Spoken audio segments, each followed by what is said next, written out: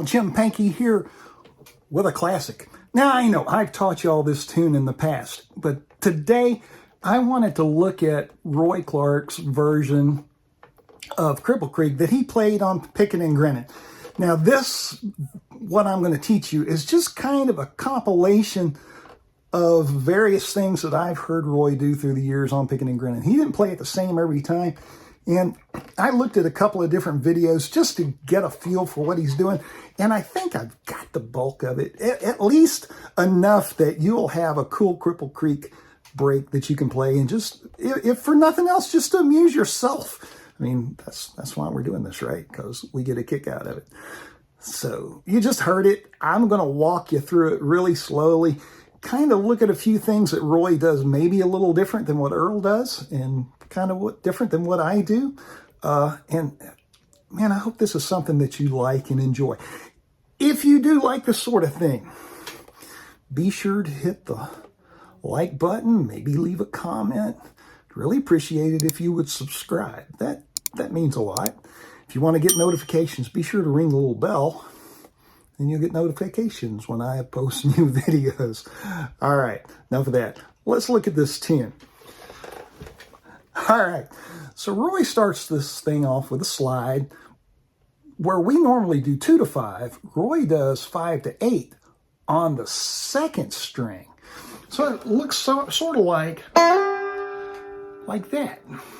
And then he does a forward roll, comes back to the 5th fret, 5, 2, 1, 5, 2, 1, 5, and then the second string open. And then he gets a C position, but he's at the 5th fret, and he holds the 3rd string at the 5th, and the 2nd string at the 5th, does a forward roll, 3, 2, 1, 5, and then a 1 pinch. So that little lick sounds like slowly.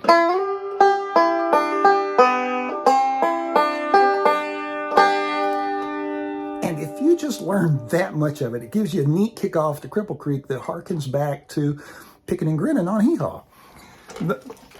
And then the next little thing he does, he hits the 2nd string at the 3rd fret, and he does a forward roll, and he does it with a backward slide from 3 to 2, but you can do a pull off there if you're comfortable. So that's 5, 3, 1, 5, 3, 1. So that whole lick sounds like.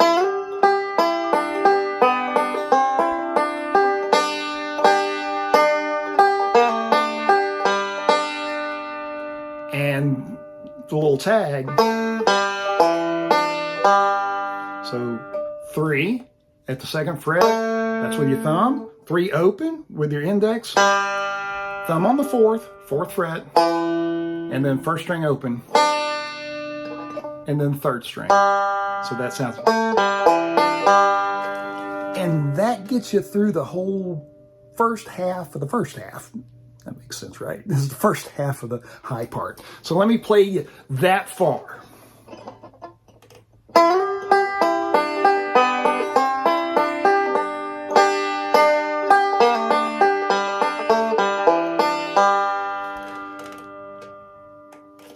Now, you could repeat that, but Roy doesn't. He does something different this time.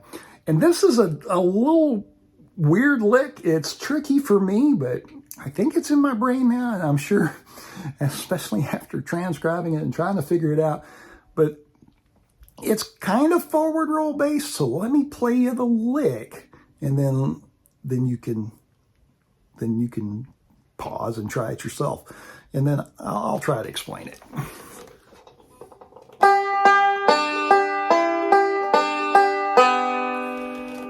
He's rocking off of that 5th string. So he does 5, 2, 1.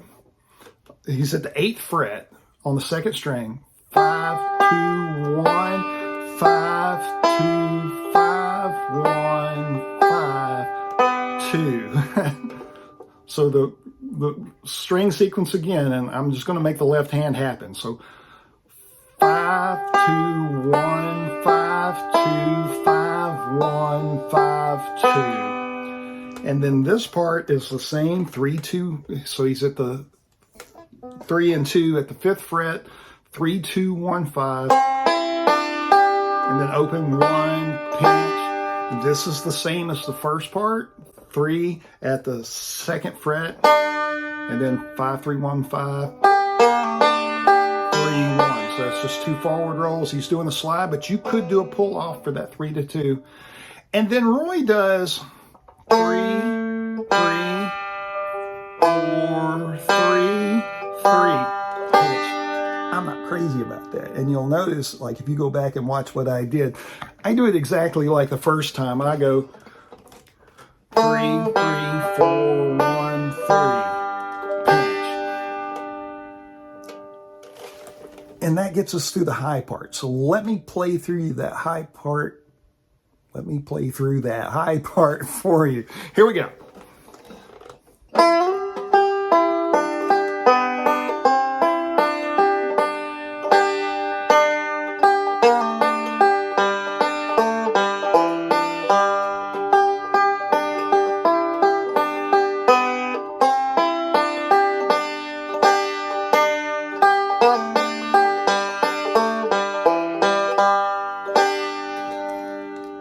Just like Roy.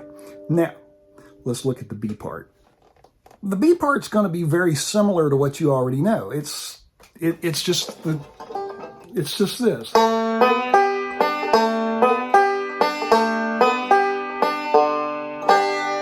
3 Cripple Creek slides with a 4 pinch. You know that. So 3, 2, 5, 1 with a slide. Now, Roy, to note, he slides from 2 to 3. And he doesn't do any kind of weird Scruggs bend or anything. It's just a straight 2 to 3. So it sounds like.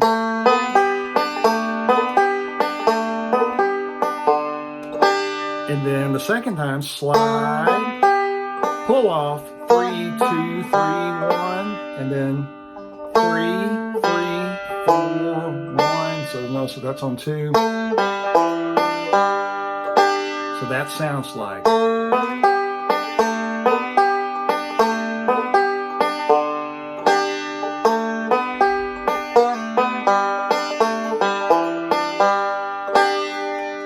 And then that part repeats, and he creates a variation. It sounds like, starts the same. And then he does.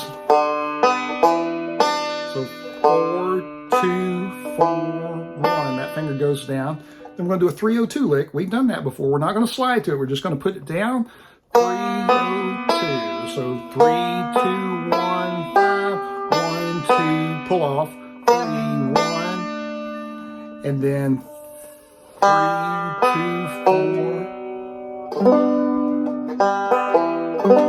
So Roy does that at the 4th fret. You can do it at the 2nd, the way I did it. And then that gets us through that whole thing. So let's play everything up to that as slowly as we can.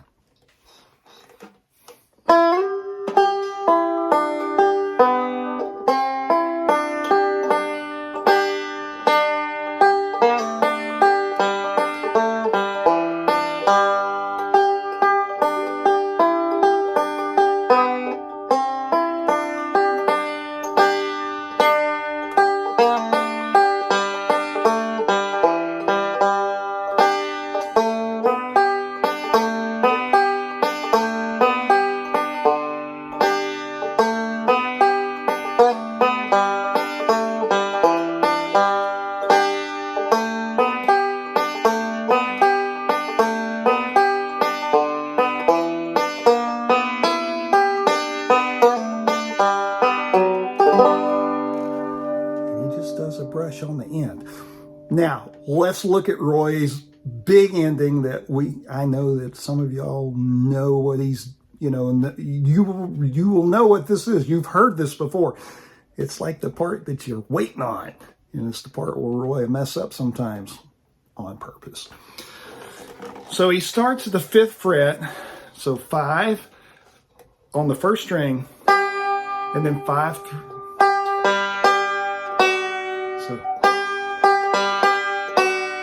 So 5, 5, 2, 1, and then 4, and then. So that's just 5, 2, 1.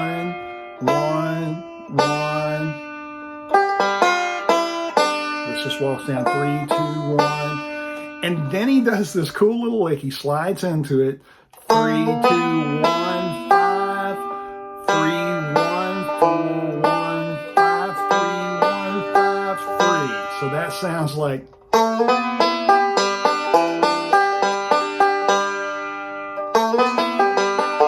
Let's see.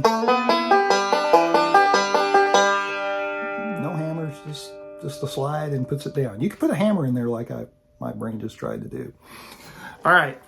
And then here comes the big final tag. So it's a slide from 7 to 8. And sometimes Roy will pinch that. So 5, 3, 1.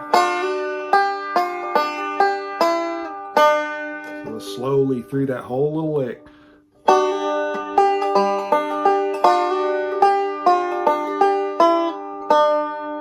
And then his shave and a haircut he does.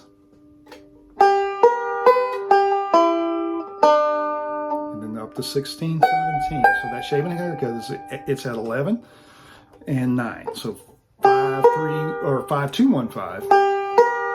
And then 9, 7 on the 3rd string. And I use my index for that. Use whatever's comfortable. And then 16, 17. So let me play through the whole thing one more time for you.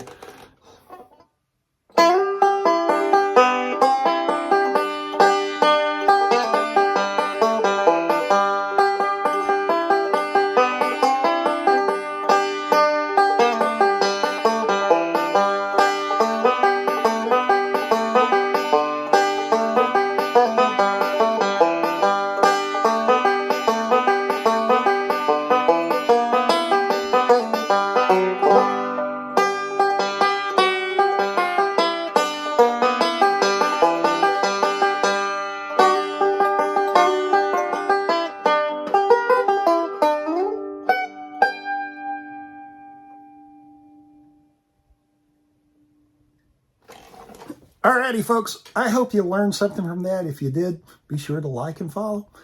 Appreciate it. We'll see y'all next time. Bye.